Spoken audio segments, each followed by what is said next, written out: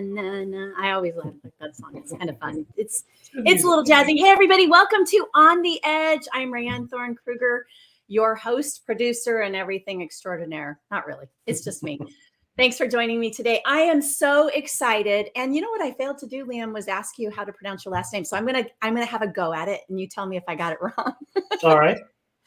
This is Liam Paschall. Did I say it right? Close. Paschall.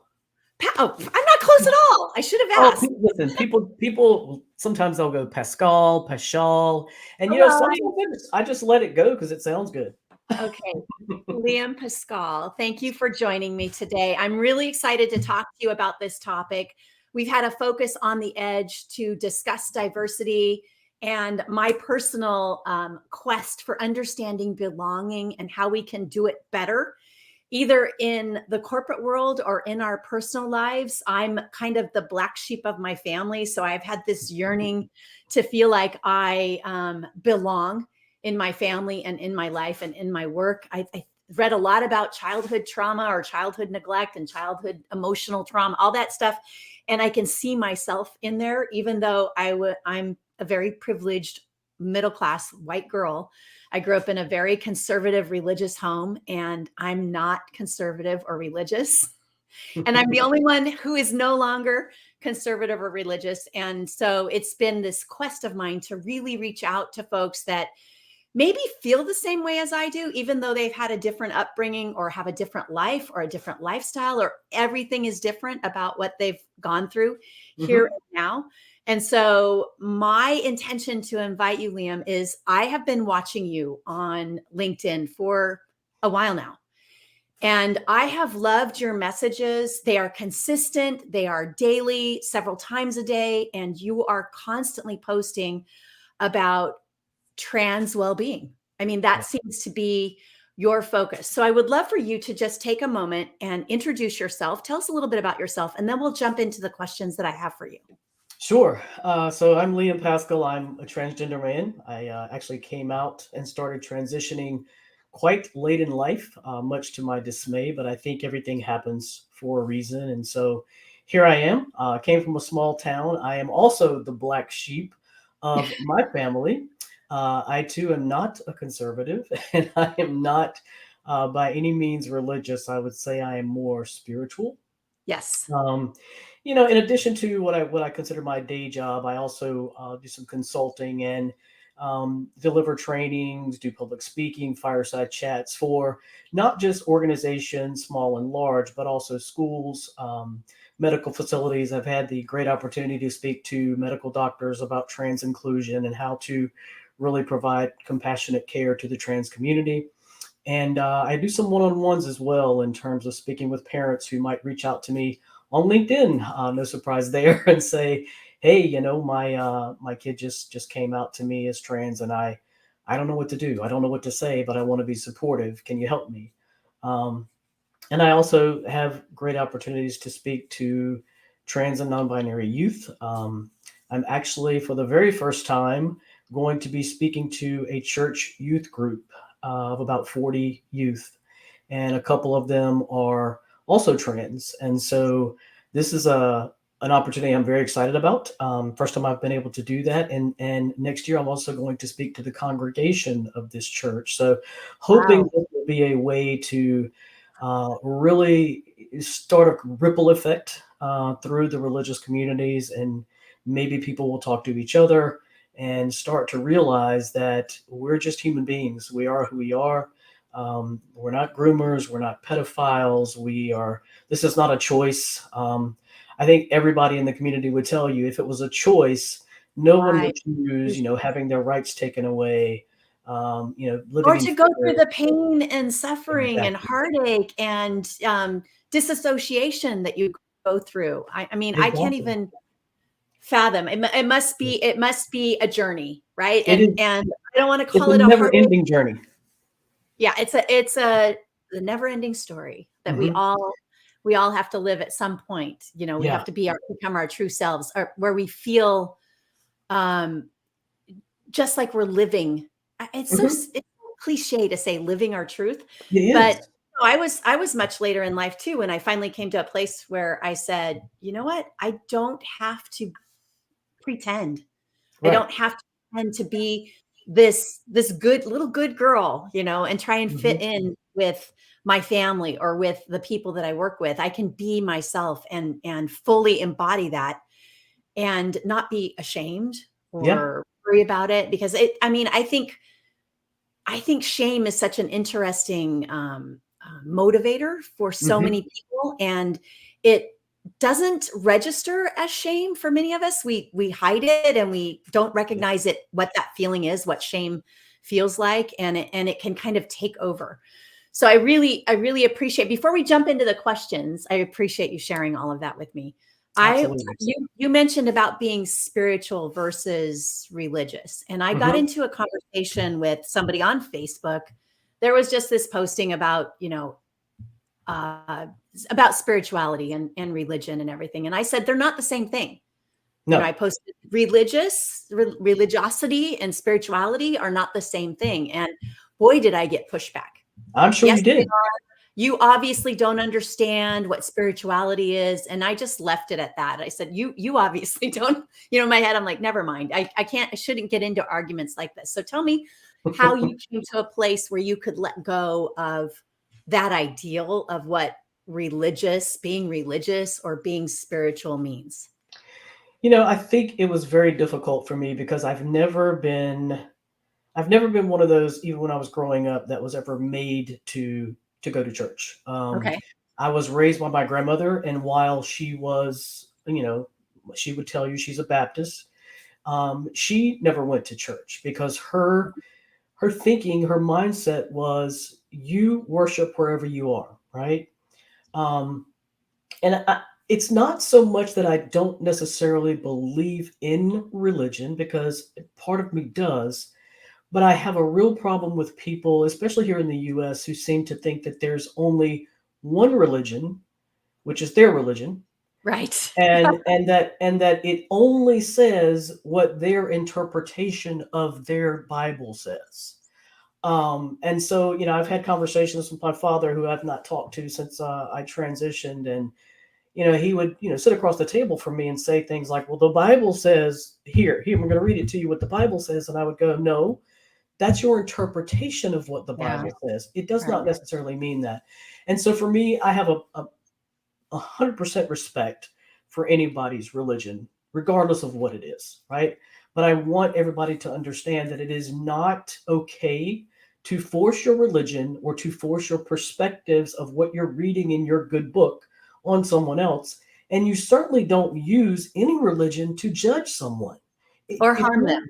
Exactly. If Right. you are truly a religious person and you believe in a higher power and love and kindness and all of these things, then you should love everyone, regardless of whether they're different, regardless of whether you understand them. It doesn't matter. And so that is just the thing I have the most trouble with. And so when I say I'm spiritual, it's I believe in a higher power, but for me, it's all about love and compassion and understanding, regardless of what the religion is. I don't have to put a name on it.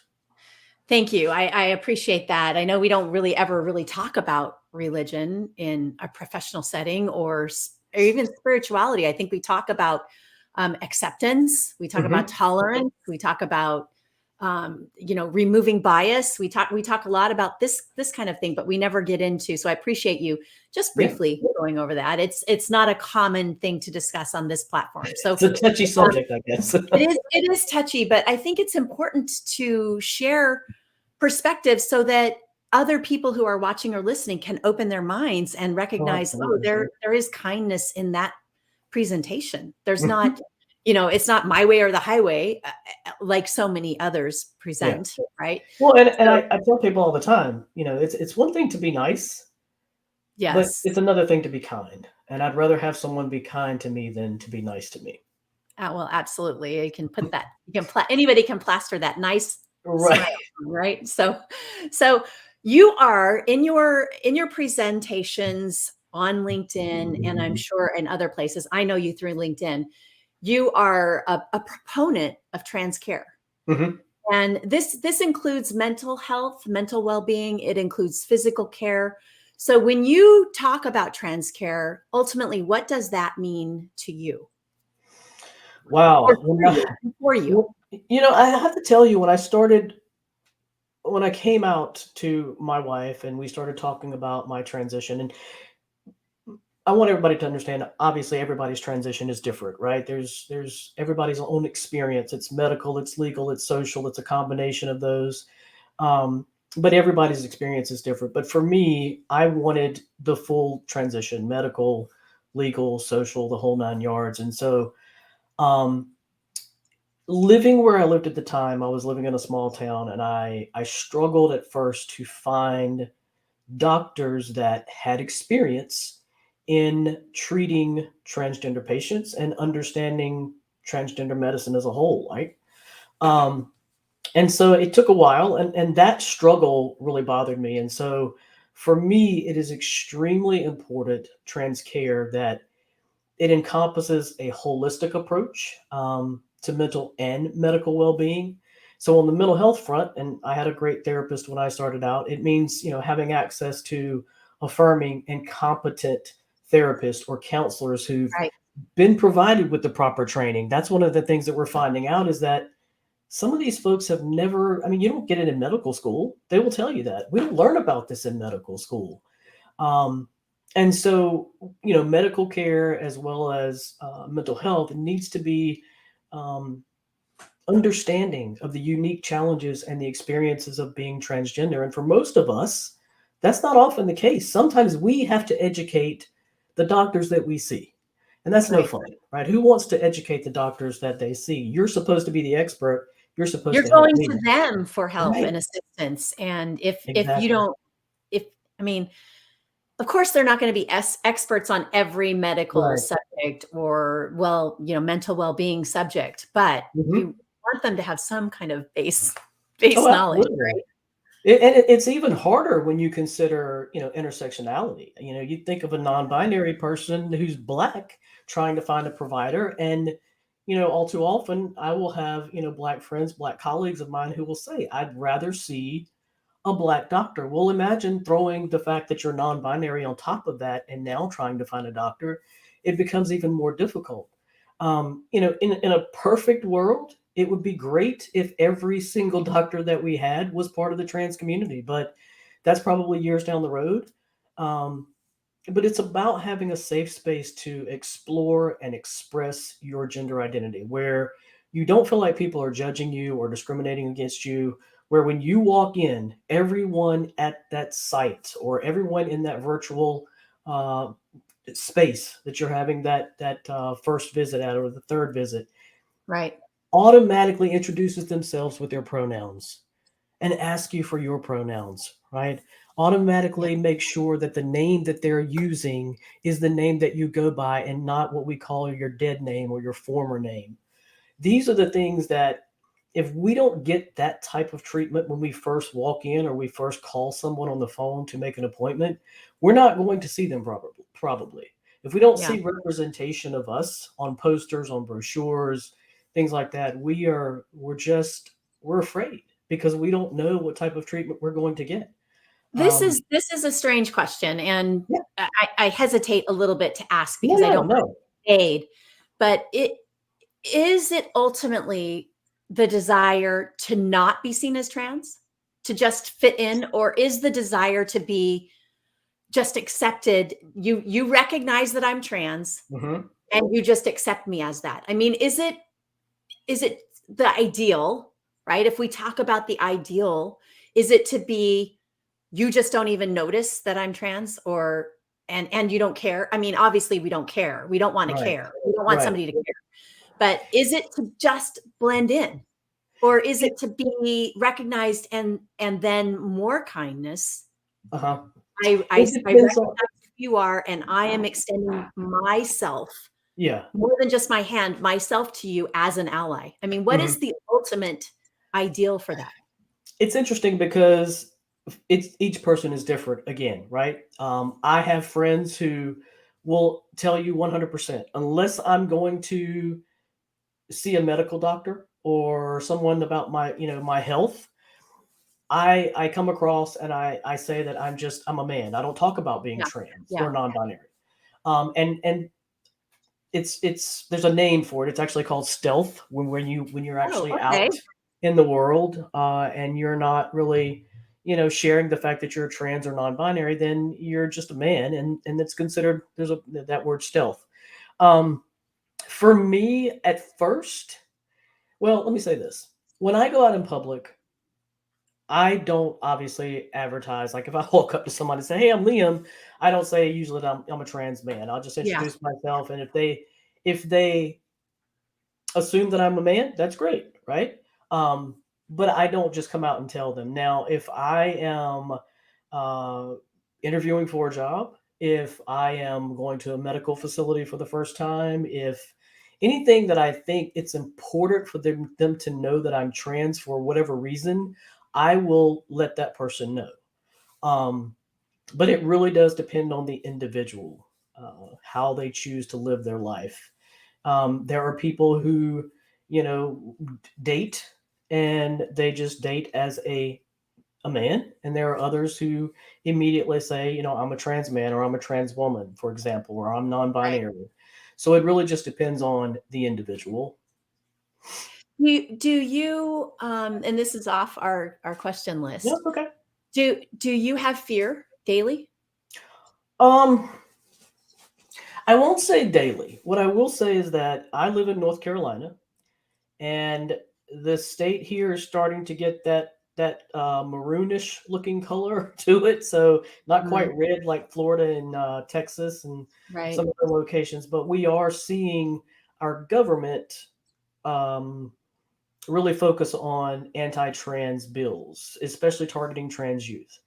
And I live near Raleigh, North Carolina, so it's a little bit more open-minded, but this is what we consider to be the Bible Belt, right? So there are some closed-minded people. You will see, things like Confederate flags, and I don't want to offend I anybody, but Oh, man, I've already talked about this when I visited Charlotte. right. Same. So am I afraid? Sometimes yes. I would say I am the most afraid when I'm out and about and I have to go to a public restroom. Um, Mm, Usually, I will try to find a gender neutral restroom, but sometimes that's hard to find, or a family restroom. And if I can't, and I have to go to a men's restroom, which is the restroom I choose, I do fear for my life at times. I will get very nervous. ugh, Palms get really sweaty, and I'll stand at the door for a minute or so before I walk in. And when I walk in, I hope and pray that there's nobody in there. yeah. And if there is, I immediately just make a beeline to a stall. But then, even after I get in the stall, I'm standing there for a moment, which seems like an eternity, thinking, okay, is it going to sound different when Yeah. I'm urinating? Are my feet needing to be Oh, facing the man. toilet?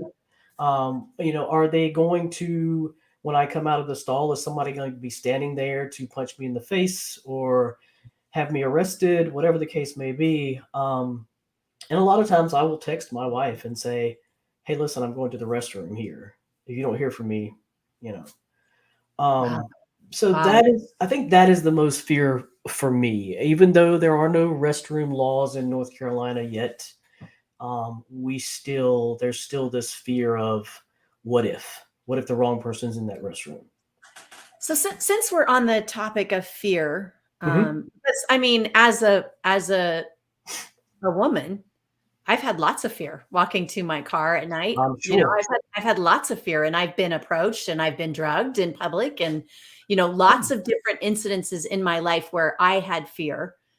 And I want to talk about to stay on fear, but switch gears and think, why is there transphobia? Why is it Mm, a thing? Is it fear from those who have that phobia, who have that hate, that sometimes it feels like it's inbred hate. It doesn't mhm. doesn't feel like it's like a natural thing. I mean, because children don't, babies and toddlers and young children don't have that No, kind of phobia. Or it's taught.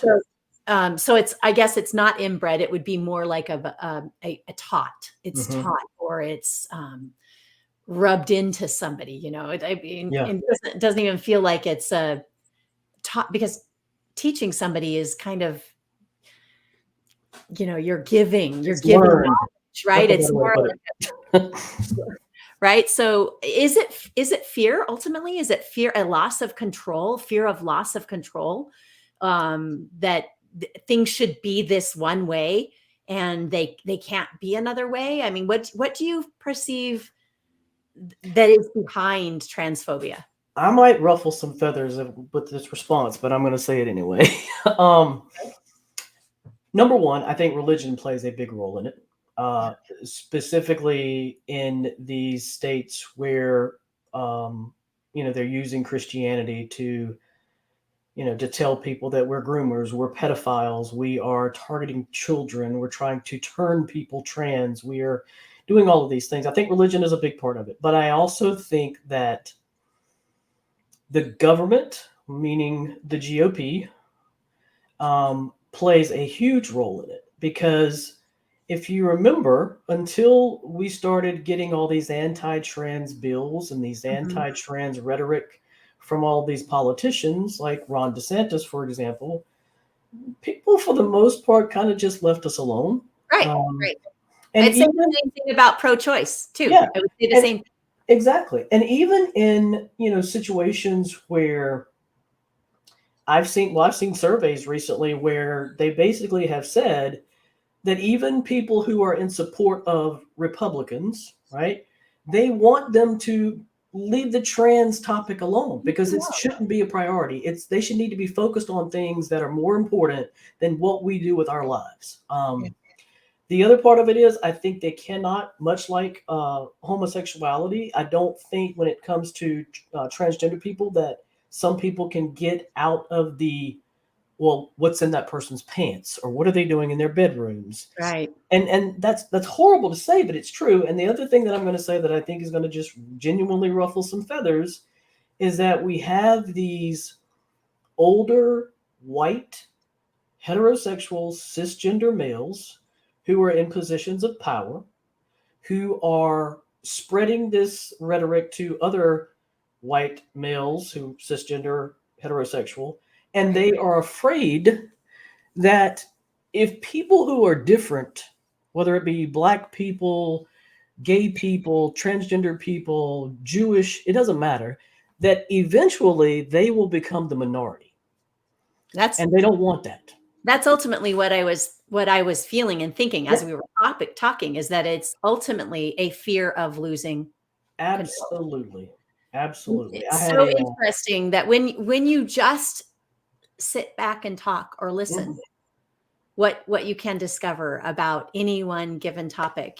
Since you brought up spirituality and religion again in this part of the conversation, um, I want to touch just briefly on how this is not a new, homosexuality, or being gay or no, being trans or being queer or being non-binary is not a new thing. It's no. not a new it didn't just happen. It's not like there's an abnormality in your DNA or anything. It didn't just happen, because when we consider the deep rich history of Native Americans, the indigenous people of this country, who are highly spiritual. I wouldn't Mhm. call them religious, because they're not sitting on a bench every Sunday or Saturday night Exactly.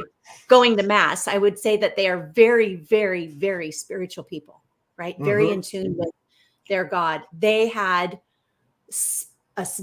very special name for individuals that were thought of as different. Mhm. And that was the two spirit people, right? Spirit. Yep. And Hawaii has a similar Mhm. um, designation, and I'm sure other countries around the world have a very, in their Yeah. history, in their very rich histories, there is a designation for somebody who isn't binary, right? Mhm. One way or the other. So it's not new.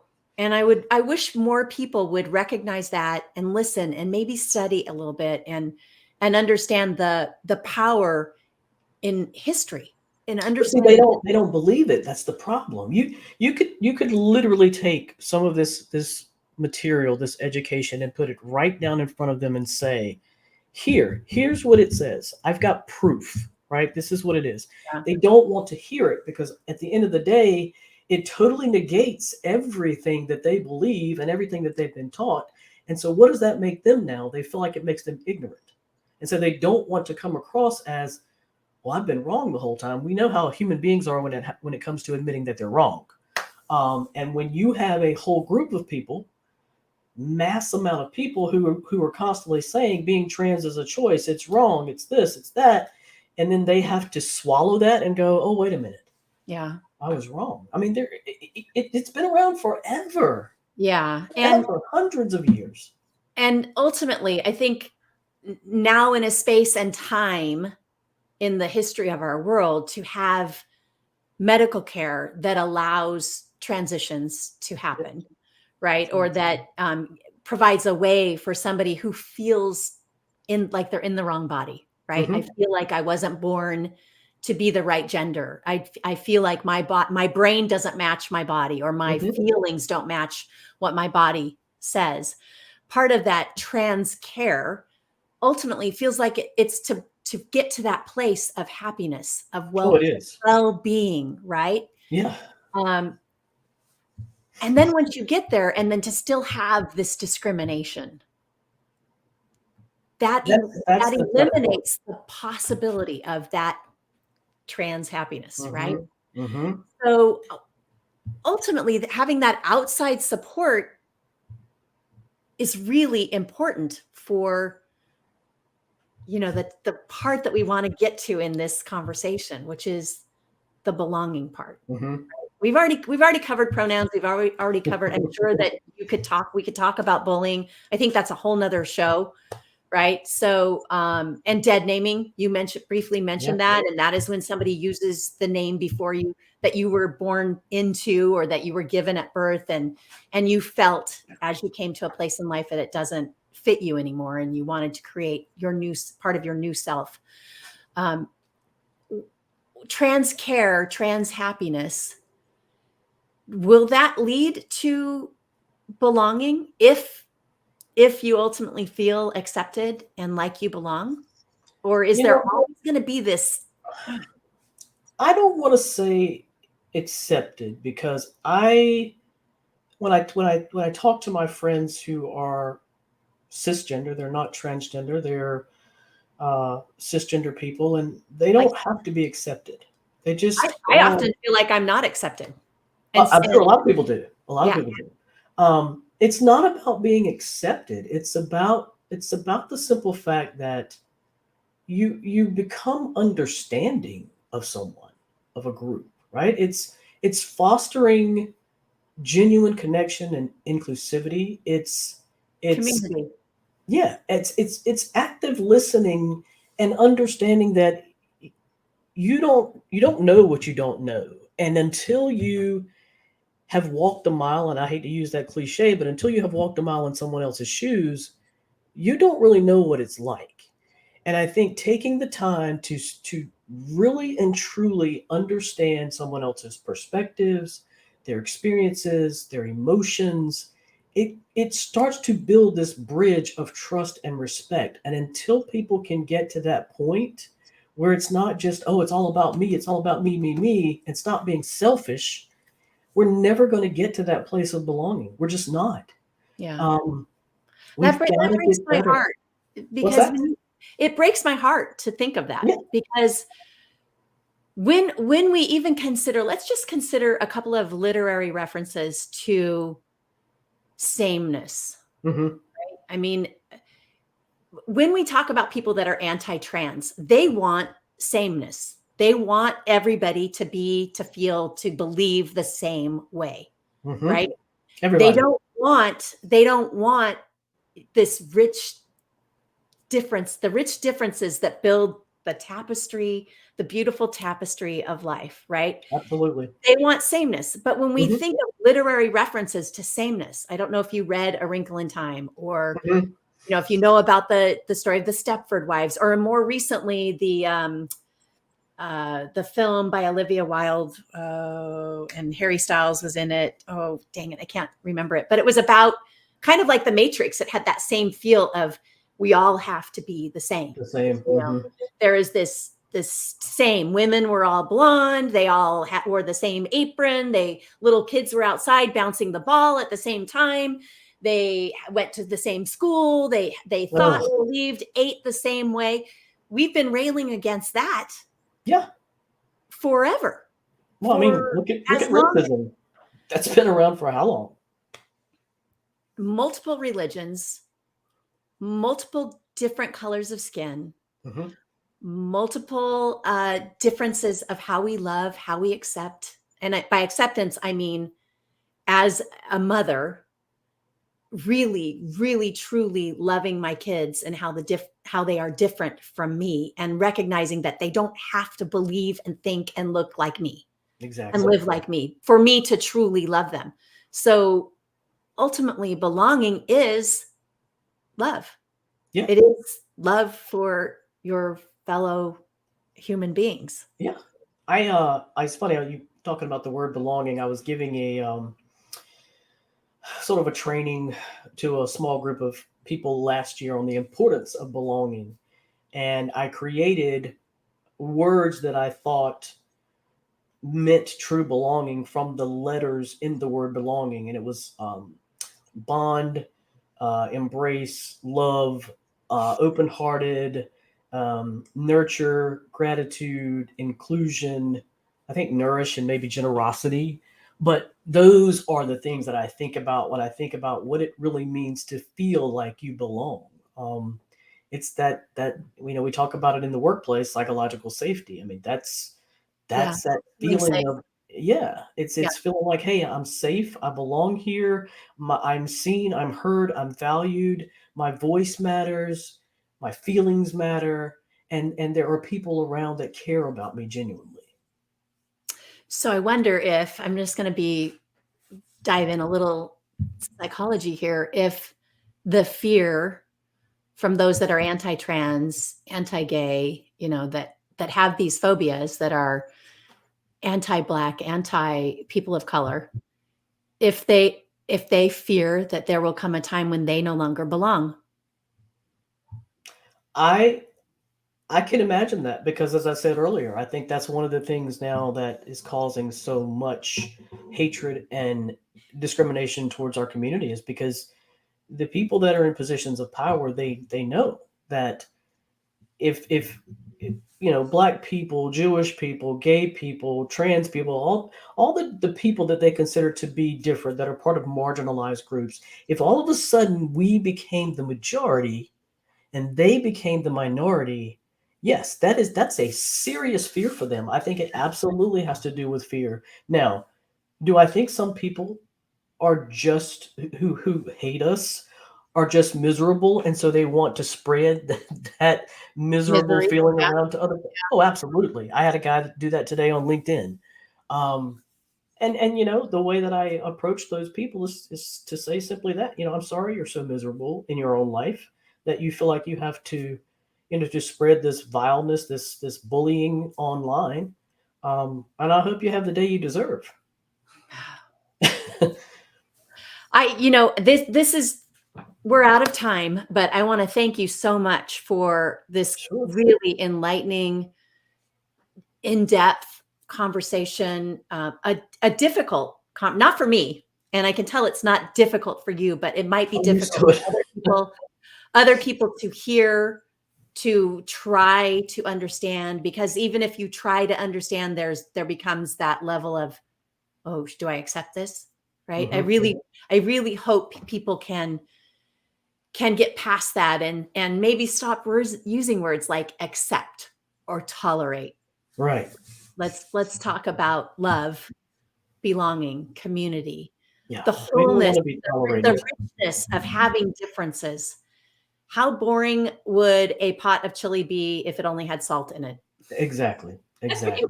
I mean, And that's I welcome anybody who's watching this, who watches it later. If you have yeah, questions, I am happy to answer any question that you have, as long as you're not being offensive, obviously.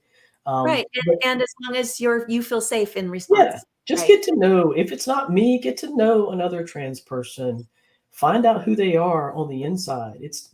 That's not all about, we're not just our gender identity. We're so much more than that. Of That's just course. a very small part of us. Of course. I mean, it's my gender identity is very little about who I am. There's so much more So deep much more. inside of me. So I would, and as a final word, I would add, and this always, my show On the Edge always comes back to this, is be curious.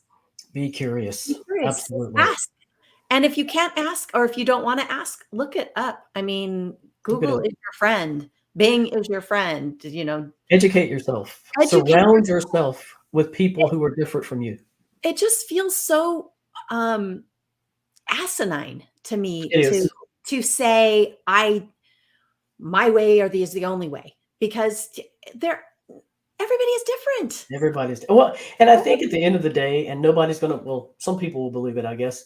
If you just take the time to get to know other people and you take that hatred and discrimination, throw it in the trash, you'll realize that you will be a much happier person and you will surround yourself with happiness. So you will no longer have that miserable cloud hanging over you.